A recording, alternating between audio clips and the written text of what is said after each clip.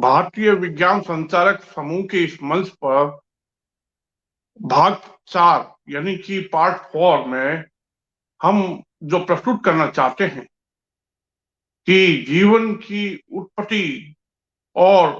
जीवन का विकास जो हुआ उसका रियल और वास्तविक स्वरूप क्या है, इसी को आज हम प्रस्तुत कर रहे हैं। जैसे कि पार्ट 1, पार्ट 2 और पार्ट 3 में हम जिस बात को कहते रहे हैं, अब इसमें हम जो नवाचार और एक नई बात कहना चाहते हैं वह यह है कि जैसे कि हमने बताया कि पृथ्वी और ग्रहों का जन्म ट्रांसफॉर्मेशन के द्वारा हुआ, सौर मंडल का जन्म और विकास, जो जिस तरह से हमने एक नई और भिन्न थ्योरी बताई है वो एक ट्रांसफॉर्मेशन के द्वारा सौर मंडल की उत्पत्ति हुई और सौर मंडल का जन्म और विकास हुआ। साथियों, आज हम जो बात कहना चाहते हैं उसमें जो पिछली कड़ियों में हमने जो बात कही है उसको आगे बढ़ाते हुए, उसको और अधिक स्पष्ट करते हुए हम यह कहना चाहते हैं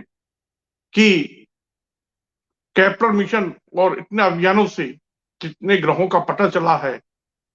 उनकी तुलना रासायनिक रूप से, जैविक रूप से, भौगोलिक रूप से और द्रव्यमान, त्रिज्या, ग्रेविटी, मैग्नेटिक नेचर सभी की तुलनाएं करते हुए जब हम उसको एक क्रमबद्ध ढंग से देखते हैं, जब हम उसको एक सीक्वेंस में देखते हैं,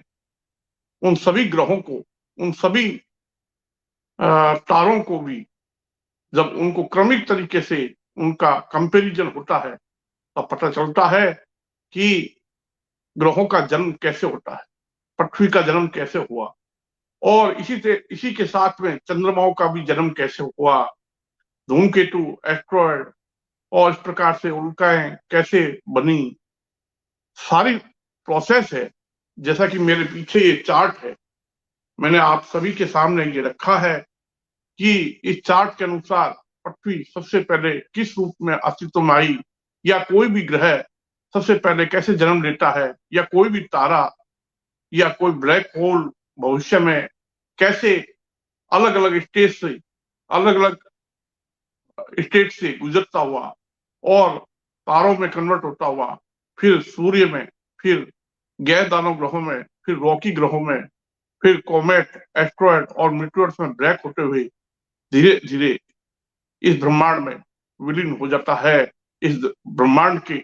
अदृश्य द्रव्य और ऊर्जा में वो घुलता जाता है। आज हम जो प्रस्तुत करना चाहते हैं उसमें विशेष क्या है, और पिछली कड़ियों में मेरा निवेदन है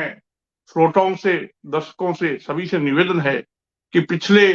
जो हमने एपिसोड प्रस्तुत किए हैं उनको भी आप लगातार देखते रहें, सुनते रहें, समझते रहें। मैं आशा करता हूं आप बड़े ही धैर्य से, बड़े ही शांत होकर के इस बात को सुनेंगे, समझेंगे और मैं जो नवाचार प्रस्तुत कर रहा हूं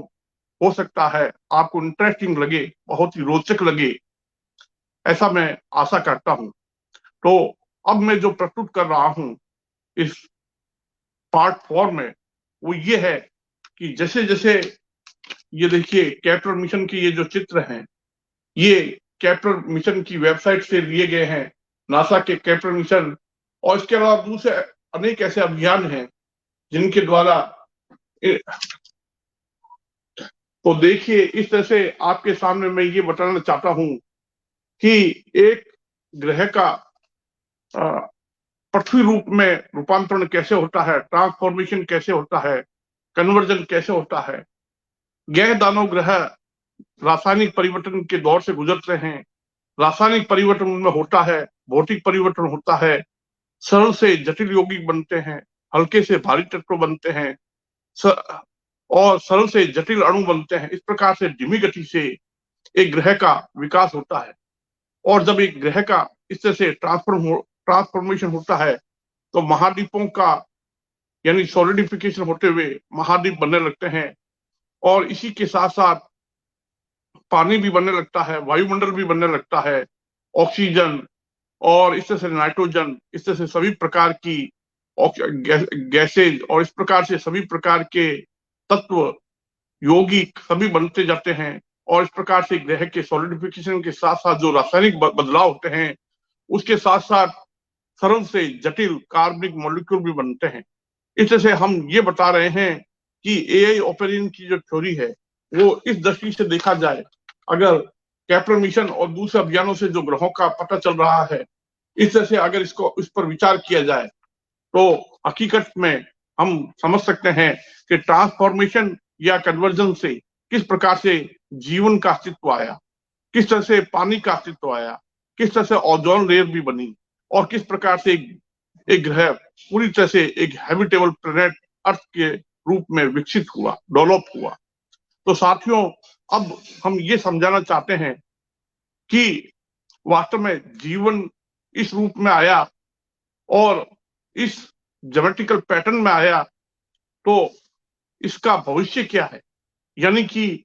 पृथ्वी पर जीवन का पूरा अस्तित्व आने से पहले के चरण, जिन चरणों से गुजरता है, जिन स्टेज से वो डेवलप होता है, वो स्टेज क्या है। तो मैं ये कहना चाहूंगा कि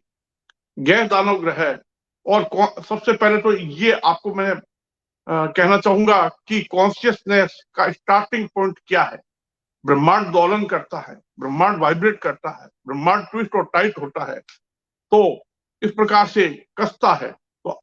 सेंटर में एक ब्लैक होल बनता है। वो ब्लैक होल धीमी गति से इस तरह से तारों में, थोड़ा सा इसको सरका,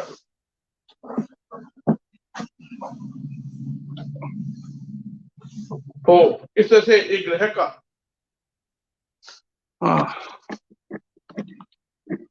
ये देखिए, तो इस तरह से एक ग्रह का जिस प्रकार से डेवलपमेंट होता है, उसका इवोल्यूशन होता है, तो इस तरह से आपके सामने ये जो क्रमिक कड़ियां हैं चलते जाते, जैसे एक ब्लैक होल के बाद में ब्लू स्टार, ब्लू स्टार के बाद में व्हाइट ब्लू स्टार, फिर व्हाइट स्टार, इस तरह से आपके सामने मैं प्रस्तुत कर रहा हूं। तो ये जो क्रमिक परिवर्तन होता है, इस क्रमिक परिवर्तन में आगे क्या होता है कि देखिए देखिए ऑरेंज ऑरेंज येलो स्टार, फिर येलो स्टार, फिर येलो स्टार, फिर व्हाइट स्टार, फिर इस प्रकार से रेड स्टार, इस प्रकार से ग्रह का अस्तित्व आने लगता है। और इस प्रकार से हम एक ग्रह के अतीत और उसके भविष्य की बात कर रहे हैं कि किस प्रकार से एक ग्रह जो है, ये देखिए किस प्रकार से ग्रह जो है वो धीमी गति से अलग अलग आकाशीय स्थितियों, पिंडों की स्थिति से गुजरता हुआ अंततः इस स्थिति तक पहुंचता है। तो इस दौरान जो रासायनिक और भौतिक परिवर्तन होते हैं, आप उनको ध्यान में रखते हुए सोचिएगा कि किस तरह से सबसे पहले पार्टिकल्स पार्टिकल्स यानी कि एक ब्लैक होल में जो मैटर होता है, क्वार्क, ग्लूऑन, प्लाज्मा, या जो उसका एक पार्टिकल स्टेज होती है, उस प्रकार से अलग अलग तारों की स्थिति से गुजरते हुए, तो इस प्रकार से जो परिवर्तन होता है उसमें कॉन्शियसनेस का विकास होता है। इस प्रकार से एक ग्रह अपनी अपनी पूर्व की स्थितियों से अगर उनको नोट किया जाए, तो उनका रासायनिक परिवर्तन, आप जो मैटर में चेंजेज होता है, जो द्रव्य में अलग अलग प्रकार का परिवर्तन होता है, उसको आप नोट करते रहिए। कैसे आगे हम ध्यान देते हैं कि एक सूर्य जैसे इस स्थिति तक पहुंचते हुए एक तारा किस प्रकार से एक रासायनिक यानी कि हाइड्रोजन हीलियम का पिंड होता है, एक प्लाज्मा पिंड होता है। तो आप देखिए कि सूर्य में कॉन्शियसनेस है, और इसी प्रकार से सूर्य से पहले थोड़े बड़े थोड़े बड़े थोड़े बड़े और बड़े और बड़े और बड़े, इस प्रकार से उसकी बैक स्टेजेस में गुजर जाते हैं। तो हमें पूर्व की स्थितियों से पता चलता है कि एक ग्रह, एक तारा किस प्रकार से अलग अलग रासायनिक बदलावों से चलता हुआ और धीमी गति से सूर्य के बाद में एक रेड स्टार के स्टेज से, फिर हॉट जुपिटर, फिर सैटर्न, और जुपिटर और सैटर्न के बीच में अनेक ग्रहों का गैस दानव ग्रह है, और सैटर्न और यूरेनस के बीच में अनेक गैस दानव ग्रह है, थोड़ा सा ऊपर का ये देखिए। तो साथियों, इस प्रकार से जो ये बदलाव होते हैं ये बहुत महत्वपूर्ण है, इनको आप इग्नोर नहीं कर सकते, क्योंकि इन्हीं स्थिति से गुजरते हुए रासायनिक परिवर्तन चलते चलते हमारा ये गैस दानव स्थिति से जो हम देखते हैं कि ग्रह जो है धीरे धीरे उसका सॉलिडिफिकेशन होने लगता है, और धीमी गति से सॉलिडिफिकेशन होते होते फिर रॉकी स्टेट का आना प्रारंभ हो जाता है, हल्के से भारी तत्व बनने लग जाते हैं, और सरल से जटिल यौगिक बनने लग जाते हैं, कार्बनिक मॉलिक्यूल का विकास होता है, और कार्बनिक अणुओं, और इस प्रकार से धीमी गति से जीवन की स्थिति बनने लगती है। और जैसे पृथ्वी जैसी स्थिति से बढ़ते बढ़ते जैसे भौगोलिक विकास होता है, उसी उसी क्रमिक परिवर्तन में पानी भी उत्पन्न होता है, वायुमंडल भी बनता है, ऑक्सीजन, नाइट्रोजन, कार्बन, और इस प्रकार से सभी प्रकार के तत्व और जीवन को उत्पन्न करने वाले सभी परिस्थितियों का विकास होता है, डेवलपमेंट होता है, इवोल्यूशन होता है। तो साथियों, इस प्रकार से जो रासायनिक बदलाव होते हैं उसमें हम एआई ओपेरिन का आइडिया फिट कर रहे हैं कि किस प्रकार से बायोकेमिकल थ्योरी ऑफ इवोल्यूशन हम एक नए फॉर्म में, एक नए रूप में प्रस्तुत कर रहे हैं कि 4.6 बिलियन वर्ष पहले सौरमंडल का जन्म नहीं हुआ था। इस तरह से गैस, धूल और कणों के बादल से एक सौरमंडल का विकास नहीं हुआ था, बल्कि ट्रांसफॉर्मेशन और कन्वर्जन से इस प्रकार से एक तारा एक गैस दानव ग्रह में, और गैस दानव ग्रह धीमी गति से सॉलिडिफिकेशन होते हुए एक रॉकी स्टेट की तरफ बढ़ते हैं, और रॉकी स्टेट की तरफ बढ़ते हैं तो उसके साथ साथ उसमें भौगोलिक बदलाव होते हैं, उसमें सॉलिडिफिकेशन होता जाता है, वायुमंडल अलग होता है, और महासागरों का पानी भी उत्पन्न होने लगता है। तो इस प्रकार से ट्विस्ट और टाइट होते हुए अंदर से वॉल्केनो इरप्शन से पदार्थ निकलता है, और सतह पर आकर के, और इस प्रकार से महाद्वीपों की सॉलिड क्रस्ट का फॉर्मेशन होने लगता है, उसका इवोल्यूशन होने लगता है, और टेक्टोनिक एक्टिविटी शुरू होने लगती है, प्लेट टेक्टोनिक शुरू होने लगता है। इस तरह से हम बता रहे हैं कि उसमें डिफरेंशियल रोटेशन जो अलग अलग अक्षांश पर विपरीत दिशा में इस प्रकार से चलता है,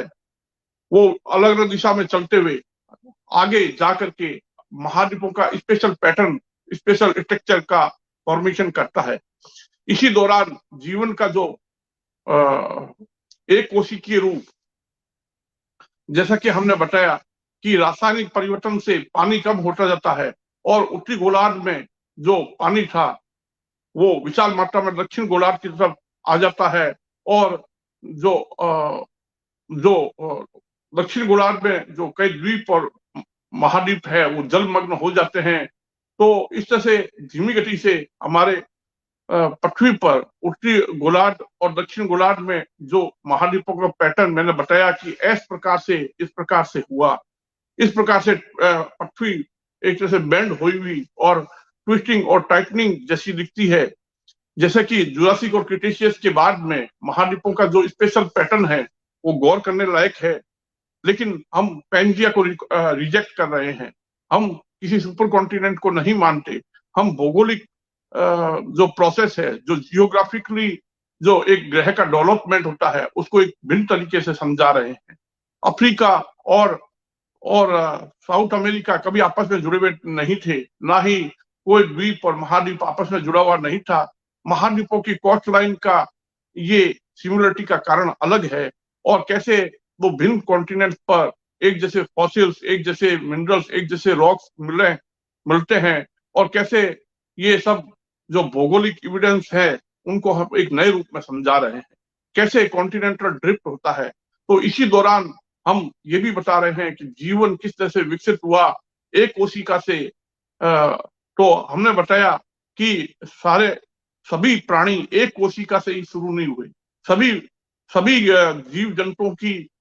या मनुष्य की माता एक अफ्रीका से ही नहीं हुआ। पेड़ पौधे कैसे उत्पन्न हुए, और किस प्रकार से जीवन विकसित हुआ। जैसे कि भाग 1, भाग 2 और भाग 3 में हमने ये सब एक्सप्लेन किया। अब हम इस भाग 4 में जो एक्सप्लेन करना चाहते हैं कि जीवन कैसे अस्तित्व में आता है और कैसे खत्म हो जाता है, अंत हो जाता है। पानी कैसे अस्तित्व में आता है और पानी कैसे रासायनिक बदलावों से खत्म हो जाता है।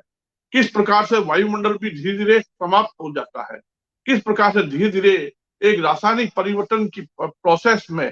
धीरे धीरे बदलते हुए इस तरह से एक ग्रह का भौगोलिक और जैविक अंत होता है। तो साथियों, हम ये बताना चाहते हैं कि वास्तव में पैनस्पर्मिया थ्योरी की हकीकत क्या है कि एक एक पिंड पर जो ग्रह अवस्था जैसे पृथ्वी या मंगल या शुक्र या प्लूटो या मरकरी या दूसरे कॉमेट है, एस्ट्रॉइड है या चंद्रमा है, उन पर किस तरह से बैक्टीरिया पाए जाते हैं, क्यों उन पर बैक्टीरिया है और इस प्रकार से उल्काओं में बैक्टीरिया कहां से आए। तो हम कहते हैं कि conversion is the basic fact, एक रियल मूलभूत कारण है। वास्तव में पृथ्वी पर जीवन का अस्तित्व अंतरिक्ष से नहीं आया। अंतरिक्ष से पृथ्वी पर बैक्टीरिया आकर के गिरे और उनका विकास हुआ, एक कोशिका से बहुकोशिका, और इस प्रकार से ऐसा नहीं हुआ। हमारा एक्सप्लेनेशन ये है कि कन्वर्जन के द्वारा जैसे जैसे ग्रह का रासायनिक विकास होता है, उसके साथ साथ सरल से जटिल कार्बनिक मॉलिक्यूल बनते हैं और इस प्रकार से एक नहीं अनेकों तालाब बनते हैं एक कोशिकीय जीवों के। मनुष्य का एक कोशिकीय जो रूप था वो अलग एक तालाब, बंदर का अलग, गाय का अलग, शेर का अलग, हाथी का अलग, ऊंट का अलग, पेड़ पौधों का अलग, और सभी का अलग अलग क्या है कि इस प्रकार से धीमी गति से जो ये तालाब बनते हैं उनमें विकास होता है। साथियों, ये भौगोलिक परिवर्तन के साथ साथ जो जैविक विकास की प्रोसेस चलती है उसको आप बहुत ही ध्यान से पकड़िए, उस ध्यान से उसको नोट कीजिए कि किस प्रकार से ग्रह पर जैविक विकास चलता है और किस प्रकार से रासायनिक रूप से एक ग्रह डेवलप होता है, किस प्रकार से सरल से जटिल अणु बनते हैं, सरल से जटिल यौगिक बनते हैं, किस प्रकार से धीमी गति से एक कोशिकीय प्राणी जो अमीबा, और इस प्रकार से धीमी गति से जो आप नोट कीजिएगा कि केवल मात्र मनुष्य ही नहीं बल्कि सभी प्रकार के जीव जंतुओं, सभी प्रकार के वनस्पतियों, सभी प्रकार के सबके तालाब अलग अलग थे और वो धीमी गति से बंदर से मनुष्य के रूप में विकसित नहीं हुआ। डार्विन की ये सोच एकदम गलत है और हम ओरिजिन ऑफ स्पीशीज को एक नए तरीके से समझाते हैं। तो जो मूल रूप से जैविक विकास होता है उसको हम समझा रहे हैं कि अंतरिक्ष से अगर जीवन आया तो अंतरिक्ष में कहां से आया। प्रश्न तो ये है, समस्या का समाधान नहीं मिला। पैनस्पर्मिया थ्योरी जो है वो समस्या का समाधान नहीं कर रही है। और दूसरे भी जो सिद्धांत है जो कि मैंने आपको इस तरह से बताया कि ये 6 थ्योरीज है। ये थ्योरीज ऑफ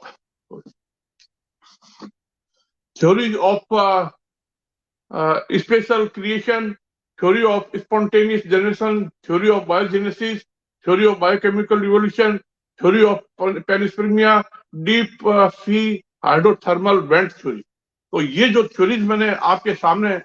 बताई है इनमें से केवल मात्र biochemical theory of evolution AI operant की थ्योरी को हम मॉडिफिकेशन करते हुए हम एक ग्रह का रूपांतरण से जन्म होता है, पृथ्वी का जिस प्रकार से ट्रांसफॉर्मेशन और कन्वर्जन से विकास होता है उसको आधार बना करके, उसको बेस बना करके हम ये समझा रहे हैं कि कैसे एक ग्रह का जैविक विकास होता है, भौगोलिक विकास होता है, उसके वायुमंडल का विकास होता है, उसका पर्यावरण विकसित होता है, किस प्रकार से एक ग्रह एक शानदार नीले रूप में, एक अद्भुत रूप में और स्थापित होता है, एस्टेब्लिश होता है। तो ये तो थी विकसित होने की बात। उसके बाद में जब मनुष्य आदि अवस्था से और आधुनिक अवस्था तक पहुंचता है और उसके बाद में विज्ञान और तकनीक की चरम ऊंचाइयों तक पहुंचता है, अंतरिक्ष की चरम ऊंचाइयों पर पहुंचता है,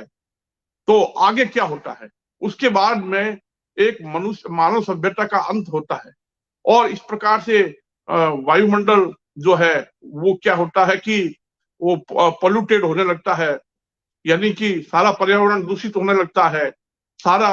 पानी, महासागर का पानी दूषित होने लगता है, और इस प्रकार से जीवन जो है अंतिम चरम से अंत की ओर बढ़ने लगता है, और मनुष्य अपने तकनीक के आधार पर एलियन बन करके दूसरे ग्रहों पे जाने का प्रयास करता है।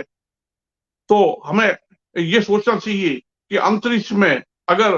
मनुष्य जाकर के वहां पे एलियन के रूप में दूसरे ग्रहों पर जाता है, तो ये मनुष्य कोई अमर नहीं हो जाता।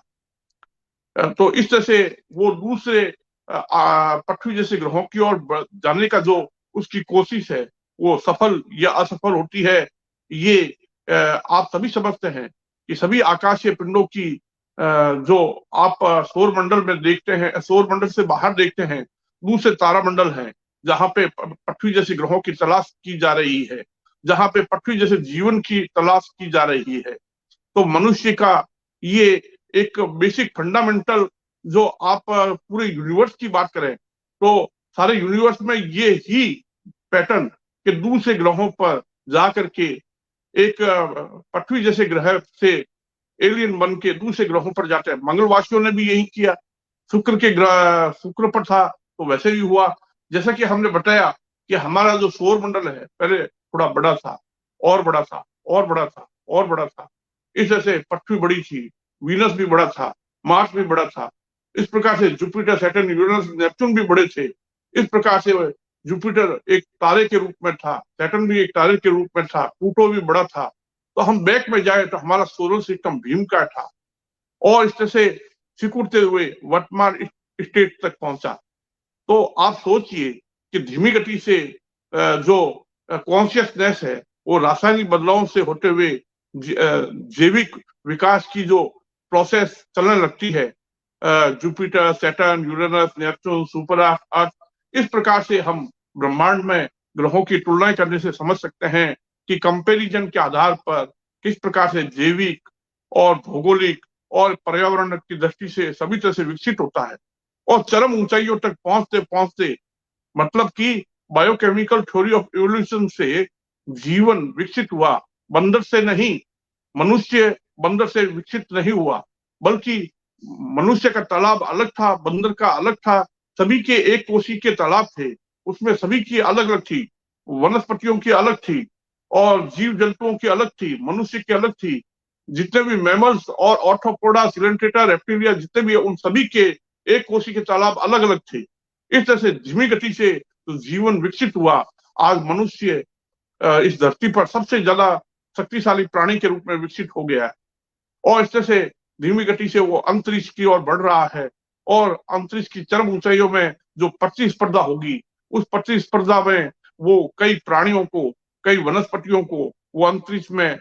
छोड़ देगा, वो भटकते रहेंगे। और इस तरह से आप सोच सकते हैं कि मनुष्य की खुरापात के कारण अंतरिक्ष दूषित हो रहा है। मनुष्य की खुरापात के कारण अंतरिक्ष में कबाड़ खूब इकट्ठा हो रहा है सैटेलाइट का, और इसके अलावा पॉल्यूशन मनुष्य के कारण है। तो ये मानव निर्मित जो कारण है, आगे इसका भविष्य क्या है? आगे सोचिए कि जैसे जैसे ये पृथ्वी पर मानव प्रतिस्पर्धा की चरम ऊंचाइयों पर पहुंचेंगे, तो वो इस ग्रह को छोड़ेंगे और दूसरे ग्रहों को तरफ बढ़ने लगेंगे। लेकिन पृथ्वी पर जो जीवन जो है, जो बैक्टीरिया है, हाँ, बैक्टीरिया अंतरिक्ष में थोड़े हो सकते हैं, दूसरे ग्रहों पर भी हो सकते हैं। उसके पीछे रीजन क्या है, कारण क्या है कि मंगल पर बैक्टीरिया मिले? अभी हाल ही में एक खबर आई है कि मंगल ग्रह पर जीवन के संकेत जो इस तरह से, और इसी प्रकार से वीनस में भी ऐसे सोचे जा रहे हैं। इसी प्रकार से दूसरे ग्रहों, चंद्रमाओं पर भी सोचे जा सकते हैं। इसके पीछे लॉजिक क्या है, मेन कारण क्या है, ये मैं स्पष्ट कर रहा हूं। ऐसा किसी दूसरे वैज्ञानिक ने आज तक स्पष्ट नहीं किया, क्योंकि ट्रांसफॉर्मेशन के द्वारा जो पृथ्वी है वो अगले अगले ग्रह में रूपांतरित होगी, फिर उससे अगले, फिर उससे वीनस, वीनस से आगे मार्स, मार्स से आगे। तो इसके साथ साथ जैसे जैसे जीवन अंत की ओर बढ़ेगा, क्योंकि सारे के सारे प्राणी, सारे के सारे वनस्पति, सारे के सारे मनुष्य जितने भी है, वो एलियन बन के दूसरे ग्रहों पर नहीं जा सकते। इसलिए कुछ इस ग्रह के प्रदूषण के कारण मर जाएंगे, समाप्त हो जाएंगे। कुछ बैक्टीरिया फैल जाएंगे, जहरीले हो, चाहे चाहे जीवन के लिए सपोर्ट करने वाले बैक्टीरिया हो, वो इस पूरे धरती पर हर जगह फैल जाएंगे। और इस तरह से धीमी गति से जैसे जैसे ये वीनस, मार्स और इस प्रकार से दूसरे प्लूटो, मरकरी, इस प्रकार से सभी में से गुजरता हुआ फिर चंद्रमाओं में, अलग अलग चंद्रमाओं, क्योंकि महासागरों का पानी, वायुमंडल, जमीन सब दूषित हो जाएंगे, सब बैक्टीरिया से भर जाएंगे, गंदगी से भर जाएंगे। और इस प्रकार से धीमी गति से तो आगे ना तो कोई सुपर कॉन्टिनेंट होगा, और ऐसा समझा जाता है कि सारे महाद्वीप एक अगला एक और सुपर कॉन्टिनेंट साइकिल आएगा और सारे महाद्वीप जैसे जैसे ग्रह जो है वो इस प्रकार से, तो पृथ्वी एक्सपेंड नहीं हो रही है, पृथ्वी सिकुड़ती जा रही है। और इस प्रकार से धीमी गति से जीवन जो है वो कैसे अंत होगा, और कैसे इस पृथ्वी पर जो बैक्टीरिया या प्राणी या जो वनस्पति जो सड़ जाएंगे, दूषित हो जाएंगे और नष्ट हो जाएंगे, उससे जहरीला वातावरण बन जाएगा। और इस प्रकार से पानी, वायुमंडल सब कुछ दूषित होता जाएगा। इस प्रकार से पृथ्वी जो है वीनस में कन्वर्ट होगी। तो सोचिए कि वीनस में क्या हुआ था, मार्स में क्या हुआ था, उसके इतिहास में क्या हुआ था, उसके जो सेलेस्टियल हिस्ट्री अगर सोचें तो मंगल ग्रह पर क्या क्या हो चुका है वो आज हम देख रहे हैं कि मंगल ग्रह पर वो जीवाश्म की हम के बारे में सोच रहे हैं, हम बैक्टीरिया के बारे में सोच रहे हैं, ऐसा ही हम वीनस के बारे में सोच रहे हैं। तो ये इस तरह से जो बैक्टीरिया का कारण है, जो जीवाणु विषाणु जो मिल रहे हैं, जो जीवन को सपोर्ट करने वाले, जो ये सिद्ध करते हैं कि वास्तव में उन पर भी जीवन पृथ्वी के जैसा ही था। और इस तरह से किसी किसी चंद्रमा पर और किसी कॉमेट पर, किसी एस्ट्रॉइड पर, हाल ही में जापान का एक यान जो है वो एक एस्ट्रॉइड पर उतरा और वहां से उसने एनालिसिस करके पता लगाया, तो वहां पर भी बैक्टीरिया की संभावना बताई जाती है। उसका विश्लेषण किया, उसके खनिजों का और उसके चट्टानों का। तो सोचिए साथियों, ये इस प्रकार धीमी गति से जो ये रूपांतरण होता है क्रमबद्ध ढंग से, एक ग्रह जो है अपनी अगली स्टेज से पहुंचता है, वीनस में, मार्स में, मरकरी में, प्लूटो में, इस प्रकार से गैनीमेड में, गैनीमेड जो कि जुपिटर का एक चंद्रमा है, इस प्रकार से कैलिस्टो में, इस प्रकार से टाइटन में, इस प्रकार से ट्रीटन में जो नेपच्यून का चंद्रमा, इस प्रकार से धीमी गति से ये रूपांतरण चलता चलता, और धीमी गति से क्या होता है कि पेनस्पर्मिया थ्योरी की हकीकत आपको पता चलेगी कि अंतरिक्ष में बैक्टीरिया क्यों है। हाँ, अंतरिक्ष में बैक्टीरिया है, हम इस बात को स्वीकार करते हैं, लेकिन वो बैक्टीरिया धरती पर आ करके विकसित होकर के और जीवन को उत्पन्न कर दे इस रूप में जैसे कि हम आज देख रहे हैं, ये असंभव है। मूल रूप से जीवन कैसे अस्तित्व में आया, हम जो समझा रहे हैं वो इस प्रकार से ट्रांसफॉर्मेशन के द्वारा, कि किस प्रकार से हमारा सौर मंडल पहले बड़े आकार से छोटे आकार में सिकुड़ते सिकुड़ते, और इसके गैस दानव ग्रह धीमी गति से सॉलिडिफिकेशन होते हुए उनमें रासायनिक, जैविक, भौगोलिक और सभी पर्यावरण गति से जो परिवर्तन, रूपांतरण चलते गए, वो इस प्रकार से डेवलप होके पृथ्वी जैसे एक हैबिटेबल स्टेट के ग्रह में पहुंचता है। इस प्रकार से धीमी गति से हमारे इस पृथ्वी ग्रह का हमने वर्तमान समय तक जो पहुंचा, और फिर आगे वो भविष्य में किस प्रकार से दूसरे ग्रह अवस्थाओं में होते हुए इस तरह से वही जो पॉल्यूटेटेड जो प्रदूषित वातावरण है वो आगे वीनस में, मार्स में, फिर अलग अलग मरकरी में, प्लूटो में, इस प्रकार से अलग अलग गैनीमेड और दूसरे चंद्रमाओं में इस प्रकार से धीमी गति से जो अलग अलग ग्रहों की स्थितियों से गुजरते हुए, तो साथियों अंतरिक्ष में बैक्टीरिया होने का कारण ये है, या पेनिस्पर्मिया थ्योरी की हकीकत को समझिए। मूल रूप से जीवन जो है वो कैसे उत्पन्न हुआ ये हमने बताया, कैसे रासायनिक बदलावों से जीवन अस्तित्व में आता है, और इस तरह से धीमी गति से जो एस्ट्रॉइड से फिर आगे जाकर के मेट्रोइड्स इस प्रकार से ब्रेक होकर के फिर ब्रह्मांड में घुलता जाता है। तो इस तरह से ब्रह्मांड के अदृश्य द्रव्य और ऊर्जा में घुलता जाता है। तो आप सोचिए कि ब्रह्मांड में इस प्रकार से उसकी एंट्रोपी बढ़ती जाती है, इस प्रकार से ग्रहों का अंत होता है। आकाशीय पिंड इस प्रकार से रूपांतरित होते हुए जो अलग अलग तारों की स्थिति से ब्लैक होल से, जैसे कि मैंने बताया कि ब्लैक होल से अलग अलग तारों में रूपांतरित होते हुए और फिर धीमी गति से गैस दानों में और गैस दानों से रॉकी ग्रहों की स्टेज तक पहुंचता है। तो साथियों, मुझे बस आपके सामने मैं यही एक्सप्लेन करना चाहता हूं कि panspermia theory is not the final solution of origin of life. वास्तव में जीवन के अस्तित्व में आने का जो अंतरिक्ष का कारण बताया जाता है, पैनस्पेर्मिया सिद्धांत बताया जाता है, वो मूल रूप से गलत है। हकीकत में बैक्टीरिया कैसे अंतरिक्ष में पहुंच गए, दूसरे ग्रहों पर पहुंच गए, दूसरे तारों में किस प्रकार से जीवन विकसित होकर पृथ्वी जैसी स्थिति तक पहुंचा। तो आप सोचिए, कॉन्शियसनेस से हम कैसे आगे बढ़े और आगे किस प्रकार से हमने रासायनिक बदलाव से, जैविक बदलाव से और भौगोलिक बदलाव से किस प्रकार से पानी डेवलप होता है, ओजोन लेयर बनती है, इस प्रकार से आगे ओजोन नष्ट होती जाती है, इस प्रकार से आगे पानी रासायनिक अभिक्रियाओं से नष्ट होता जाता है। ऐसा नहीं कि पानी अंतरिक्ष में चला जाएगा, वायुमंडल अंतरिक्ष में चला जाएगा और इस तरह से ओजोन भी अंतरिक्ष में चली जाएगी, ऐसा कुछ भी नहीं है। बल्कि हकीकत में रासायनिक और इस प्रकार से जो पोल्यूशन होता है, जिसके कारण, प्रदूषण के कारण, जो मानव कारणों से है, या आप सोचिए इस प्रकार से जो बदलाव होते हैं, इन बदलावों का भविष्य क्या है, पृथ्वी का भविष्य क्या है। कोई नेबुरू नाम का ग्रह आकर के नहीं टकराएगा और टकरा करके इस प्रकार से पृथ्वी का अंत हो जाएगा, ऐसा नहीं है। बल्कि धीमी गति से ट्रांसफॉर्मेशन होगा, रूपांतरण होगा। सामाजिक बदलाव, राजनीतिक बदलाव, वैज्ञानिक बदलाव, तकनीक का बदलाव, ये सभी बदलाव होते चलते रहेंगे और मनुष्य चरम ऊंचाइयों पर पहुंचेगा और वो अपने जो वैभवशाली युग के चरम ऊंचाइयों पर पहुंचने के बाद में धीरे धीरे हमारे इस पृथ्वी ग्रह पर अनेक प्रकार के सामाजिक, राजनीतिक जो प्रतिस्पर्धाएं हैं या विज्ञान तकनीक के क्षेत्र में प्रतिस्पर्धाएं, वो इतना विकराल रूप ले लेगी कि अंततः मनुष्य जो है यहाँ छोड़ के चले जाएंगे। कुछ प्राणी यहाँ रह जाएंगे, कुछ मनुष्य, कुछ जीव जंतु, कुछ वनस्पतियां रह जाएगी। वो दूषित होते हुए और जहरीले वातावरण के कारण हमारा ये पृथ्वी ग्रह इस प्रकार से धीमी गति से जैसे जैसे दूसरे ग्रहों में रूपांतरित होगा, वीनस में इसका टेम्परेचर बढ़ता जाएगा। इसमें जो आप देख रहे हैं तेल और गैस का इतना ज्यादा प्रभाव पड़ रहा है, किस प्रकार से हम पृथ्वी का दोहन कर रहे हैं, अंदर से पदार्थ निकाल करके हम बाहर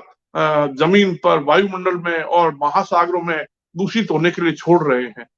तो साथियों, इस प्रकार से धीमी गति से जो सामाजिक बदलाव होंगे, राजनीतिक बदलाव होंगे, तकनीक का बदलाव होगा, इस प्रकार से तकनीक विकसित होती जाएगी, इस प्रकार से विज्ञान आगे बढ़ता जाएगा, अंतरिक्ष में हमारी जो प्रतिस्पर्धा, होड़ा होड़ी है, वो और बढ़ेगी। तो इस तरह से एक ग्रह जो है इस प्रतिस्पर्धा के कारण नष्ट होता जाता है। इस प्रकार से उसका पूरा सिस्टम जो है वो क्या अंत की ओर बढ़ने लगता है। इस प्रकार से पृथ्वी का जो भविष्य है, इस प्रकार से पानी नष्ट होता जाएगा रासायनिक बदलावों से, और इसी प्रकार से वायुमंडल भी, ओजोन लेयर भी, इस प्रकार से आगे जैविक जो धीमी गति से बैक्टीरिया जो है और जो पृथ्वी पर का जो भविष्य है, वीनस, मार्स, इस प्रकार से प्लूटो, मरकरी, इस प्रकार से गैनीमेड, इस प्रकार से अलग अलग चंद्रमा, इस प्रकार से। तो साथियों, हमारा जो ये चंद्रमा है ना, ये को किसी थिया नाम के ग्रह के टकराने से उत्पन्न नहीं हुआ, बल्कि ट्रांसफॉर्मेशन के द्वारा उत्पन्न हुआ। चंद्रमा जो है, आप सोचिए कि चंद्रमा जो इतना ज्यादा अलग तरह का लगता है पृथ्वी से, और बना पृथ्वी से, और उसमें पानी भी नहीं है, और दूसरा ग्रेविटी भी उसकी अलग है, तो एक बड़ा छठा हिस्सा है ग्रेविटी का। तो चंद्रमा वास्तव में पहले अभी हाल ही में नासा के वैज्ञानिक कह रहे हैं कि चंद्रमा सिकुड़ रहा है, मून इज सिंकिंग, क्योंकि उसमें जो हलचल हो रही है, उसकी जमीन के अंदर जो जो निशान दिखाई दे रहे हैं, उनसे ऐसा लगता है। इसके आधार पर नासा के वैज्ञानिकों ने ऐसा कहा है, मैंने नहीं कहा है। तो इस प्रकार से चंद्रमा और सभी ग्रह सिकुड़ते जाते हैं और उन पे सभी प्रकार के प्राकृतिक रिसोर्सेज है, जो प्राकृतिक संसाधन है, वो खत्म होते जाते हैं। धीमी गति से जो है पृथ्वी पर धीमी गति से क्या है कि वनस्पतियां जो है वो समाप्त होने लगती है, धीमी गति से वायुमंडल समाप्त होता रहता है, धीमी गति से जैविक परिवर्तन होता रहता है।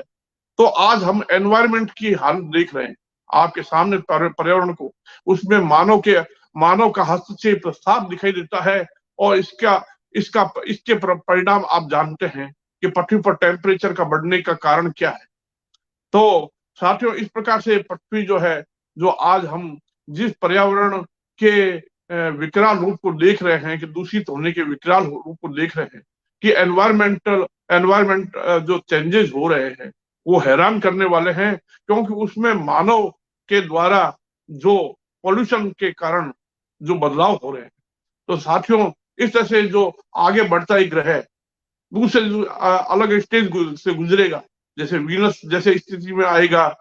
फिर मार्स जैसी, और फिर भविष्य में क्या है कि ये आगे जाकर के दूसरे चंद्रमाओं से फिर क्या है कि वो कॉमेट में, एस्ट्रॉयड में, मीटरोइड्स में ब्रेक होके, तो ये बैक्टीरिया पाए जाने का कारण मंगल हो, चाहे वीनस हो, चाहे दूसरे चंद्रमा हो, चाहे एस्ट्रॉयड हो, चाहे मीटरोइड्स हो, अगर उनमें कहीं कोई बैक्टीरिया मिलता है या उस पर कोई निशान बना हुआ दिखता है, तो उसके पीछे मूल कारण यही है, पैनस्पेर्मिया थ्योरी नहीं है, बल्कि ये रूपांतरण के कारण धीमी गति से जीवन का अंत के ये प्रमाण है। तो साथियों, इस तरह से हमने बताया कि जीवन कैसे धीमी गति से अस्तित्व में आता और कैसे धीमी गति से अंत की तरफ बढ़ता है। किस प्रकार से हम ये बताते हैं कि रासायनिक कारणों से एक ग्रह पर जीवन बनता है, अस्तित्व में आता है, सृजित होता है। रासायनिक कारणों से किस प्रकार से एक ग्रह में जीवन का समापन होता है, अंत होता है, और फाइनली किस प्रकार से एक ग्रह जो है मतलब क्या है कि आपने देखा कि गैस दानव से रॉकी स्टेट तक पहुंचता है, महाद्वीप और महासागर बनते हैं, मतलब महासागर पानी बनता है। इस प्रकार से क्या है कि अंतरिक्ष से कोई एस्ट्रॉइड के आने से या किसी पिंड के आने से पानी नहीं बनता, ना ही जीवन आता है, ना ही और कोई। तो आप सोचिए कि आखिर हमारे इस पूरे ब्रह्मांड में क्रिएशन और डेस्ट्रक्शन की जो प्रोसेस है, जिसके द्वारा कॉन्शियसनेस आगे बढ़ते बढ़ते और इस प्रकार से जैविक रूप में एक रूप लेती है। तो आप सोचिए कि हम जो ये बताना चाहते हैं कि वास्तव में ये जो चार्ट हमने पूरा कंप्लीट चार्ट बताया, क्योंकि वैज्ञानिक बताते हैं कि वीनस कभी पृथ्वी जैसा था, मार्स कभी पृथ्वी जैसा था, लेकिन वो पूरी चार्ट की बात नहीं करते। वीनस अगर पृथ्वी जैसा था, पृथ्वी कैसा था? पृथ्वी सुपर अर्थ नहीं था क्या? पृथ्वी इससे पहले मिनी नेपच्यून नहीं था क्या? पृथ्वी से पहले नेपच्यून या मिनी यूरेनस? इस प्रकार से हम बैक हिस्ट्री में जाए तो हमें एक नई पूरी एक बहुत बड़ी कहानी हमारे सामने आती है। तो साथियों, इस तरह से हम इस भाग 4 में जो हमने आपके सामने जो बातें कही, और पार्ट 1, पार्ट 2 और पार्ट 3, मतलब भाग 1, भाग 2 और भाग 3 में जो जो बातें हमने जीवन को बनाने वाली जो कारण बताए, वो भाग 4 में हम ये बता रहे हैं कि जीवन समापन कैसे होता है, किस प्रकार से पैनस्पेर्मिया थ्योरी गलत है, अंतरिक्ष से जीवन नहीं आया। और इस तरह से हम ये कहना चाहते हैं कि कन्वर्जन एक हकीकत है, एक फैक्ट है, एक साइंटिफिक कारण है, एक तथ्यात्मक बात है, कोई कल्पना नहीं है। तो आप देखिए कि जितने मिशन आज ग्रहों के बारे में, पृथ्वी जैसे ग्रहों के बारे में पता कर रहे हैं, या केपलर मिशन और दूसरे मिशन है जो केपलर ग्रहों के बारे में, जो पृथ्वी जैसे ग्रहों के बारे में आज हमारे पास में जो सूचनाएं आ रही है, जो अभियानों से आ रही है, नासा हो, चाहे यूरोपियन स्पेस एजेंसी हो, चाहे भारत का इसरो हो, चाहे दूसरे विश्व के अभियान हो, उनसे हमें पता चल रहा है कि किस तरह से ग्रहों का पता चलता जा रहा है। और उन सभी का कंपेरिजन सिस्टमेटिक ढंग से करने पर हमें सारी प्रोसेस समझ में आती है कि कन्वर्जन या ट्रांसफॉर्मेशन ही हकीकत है, सही है। बाकी कॉलिजन या इम्पैक्ट से कोई ना तो ग्रह बनता है, ना जीवन की उत्पत्ति आती है, ना पानी बनता है। तो इस प्रकार से हम आपके सामने जो जो हमने प्रस्तुत किया है, इस तरह से हम इस भाग 4 के समापन करने से पूर्व हम बहुत सी बातें आपके सामने दोहरा देते हैं कि वास्तव में सौर मंडल का जन्म, जैसे कि हमने 3 कड़ियों में बताया कि सौर मंडल का जन्म और विकास कैसे हुआ और कैसे एक नई और भिन्न थ्योरी हम बता रहे हैं। सौर मंडल के जन्म और विकास की एकदम भिन्न थ्योरी बता रहे हैं। हमने 3 कड़ियों में हमने बताया और इसके बाद में हमने ये भी बताया कि पृथ्वी पर किस प्रकार से महाद्वीप और महासागर उत्पन्न हुए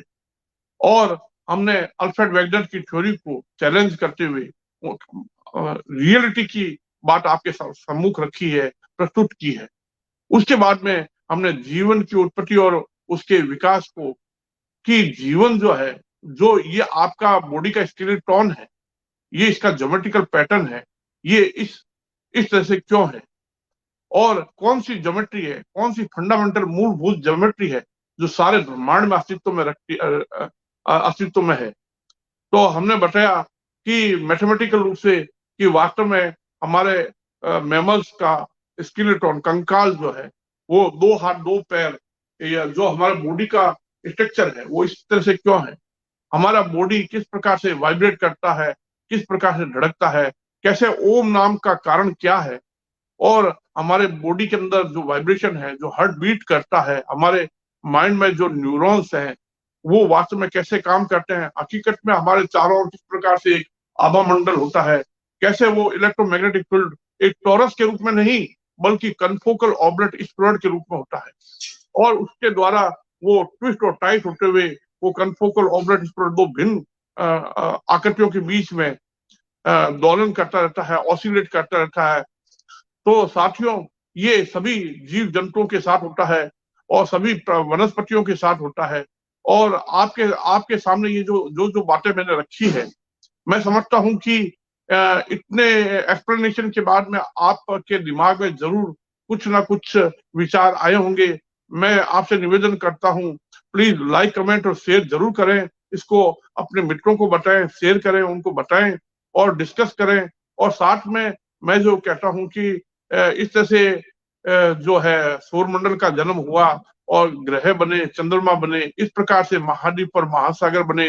प्लेट टेक्टोनिक्स हुआ और सुपर कॉन्टिनेंट एक कोरी कल्पना है और इस प्रकार से उसके बाद में मैंने आपके सामने रखा कि जीवन किस प्रकार से अस्तित्व में आया और जो आपके सामने मैंने बताया कि बॉडी के स्केलेटन का स्ट्रक्चर, ये ज्योमेट्रिकल पैटर्न कहाँ से आया, मैमल्स में, ऑर्थ्रोपोडा में, सिलेंटेटा रेप्टिलिया में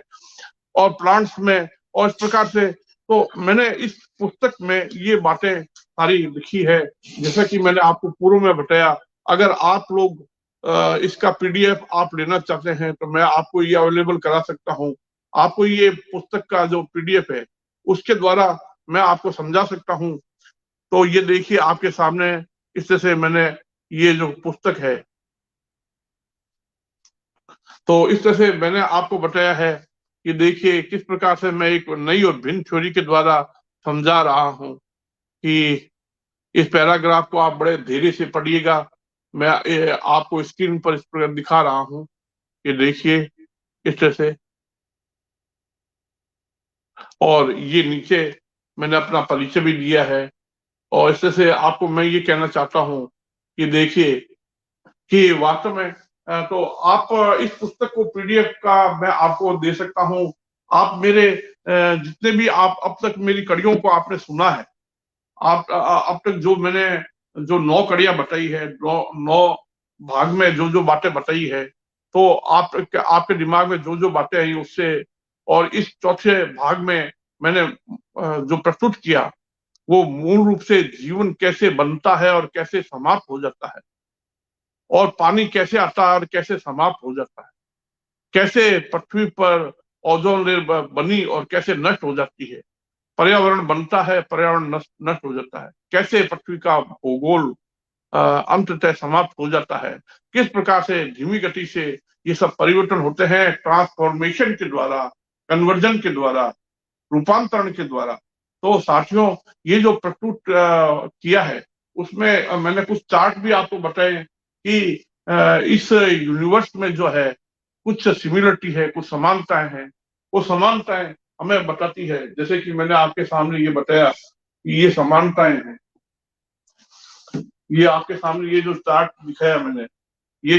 ये चार्ट जो है, आपने देखा कि हमारे संपूर्ण ब्रह्मांड में ट्विस्टिंग का, यानी कि इस प्रकार से, ये फिबोनाची नंबर के कारण नहीं है।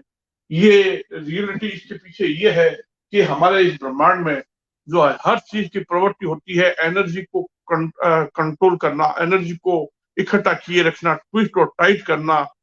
तो ये फोर्स क्या काम करता है, कौन सा, तो ग्रेविटी कैसे काम करती है, मैंने बताया कि अल्बर्ट आइंस्टाइन की ग्रेविटी को एक नए रूप में मैंने बताया